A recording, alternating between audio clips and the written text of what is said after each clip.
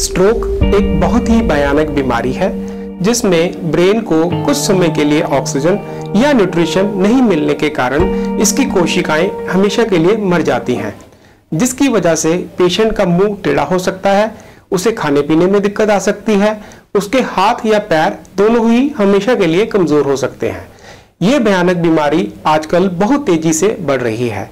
मैं doctor Bharat Gupta, neurosurgeon, Cardinova hospital Jalandhar में काम करता हूं और आज हम डिस्कस करेंगे इस स्ट्रोक की बीमारी के एडवांस्ड लेटेस्ट ट्रीटमेंट के बारे में।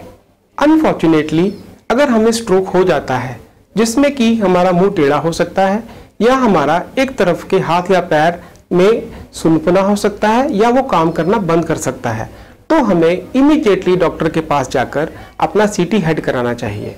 अगर हमें इस्चेमिक टाइप ऑफ स्ट्रोक का डायग्नोसिस बनता है तो डॉक्टर्स हमें 4.5 घंटे के भीतर एक थ्रोम्बोलिटिक इंजेक्शन लगाते हैं, जिससे कि ब्रेन में बना हुआ वो क्लॉट घुल जाता है और ब्रेन को पहले की तरह ही ब्लड और ऑक्सीजन मिलना शुरू हो जाता है।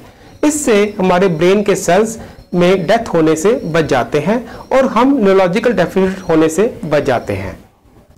अगर किसी वजह से हम हॉस्पिटल पहुंचने में 4.5 घंटे से लेट हो जाते हैं तो लेटेस्ट हम मैकेनिकल रिट्रीवल ऑफ क्लॉट भी कर सकते हैं। इससे हम जांघ में एक वायर डालकर ब्रेन तक पहुंच जाते हैं। वहां हम ब्रेन में फंसा हुआ क्लॉट लोकेट करते हैं और उसमें स्टेंट डालकर उसको हम बाहर निकाल लेते हैं।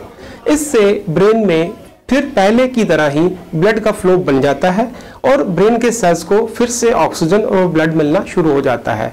इस टेक्निक को 6 से 16 घंटे के बीच में किया जाता है और 60 से 70% लोगों को डेफिसिट्स कम हो जाते हैं। स्ट्रोक का चाहे हम थ्रोम्बोलिटिक ट्रीटमेंट लें या हम मैकेनिकल रिट्रीवल ऑफ क्लॉट करें, इसके बाद फिजियोथेरेपी का बहुत ज़्यादा रोल रहता है। आजकल हम लेटेस्ट स्ट्रोक फिजियोथेरेपी की टीम बनाते हैं जिसमें कि specially trained physiotherapist latest techniques और एडवांस्ड मशीन से पेशेंट्स का ट्रीटमेंट करते हैं। इससे भी हमें 20 to 30% अपने डेफिसिट रिकवर करने में हेल्प हो जाती है। स्ट्रोक के अब तक के वर्ल्ड में अवेलेबल सभी लेटेस्ट ट्रीटमेंट को डिस्कस करने के बाद भी बीइंग ए डॉक्टर मैं आपको यही एडवाइस करूंगा कि prevention is always better than cure और हमें अपनी सेहत का ध्यान रखना चाहिए। धन्यवाद।